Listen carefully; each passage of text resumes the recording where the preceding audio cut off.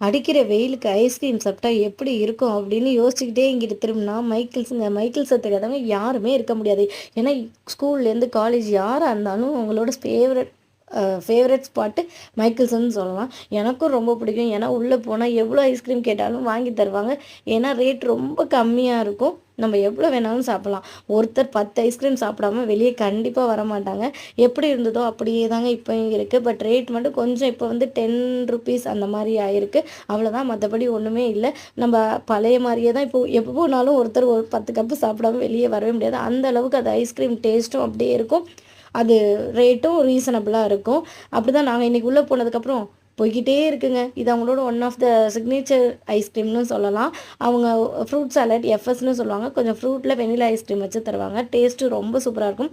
கண்டிப்பாக யாராவது வந்தீங்கன்னா ட்ரை பண்ணி பாருங்கள், மிஸ் பண்ணாதீங்க. இந்த வீடியோ உங்களுக்கு பிடிச்சிருக்குன்னு நினைக்கிறேன். பிடிச்சிருந்தா எனக்கு ஒரு லைக் கொடுங்க. என்னோட பேஜை ஃபாலோ பண்ணுங்கள்.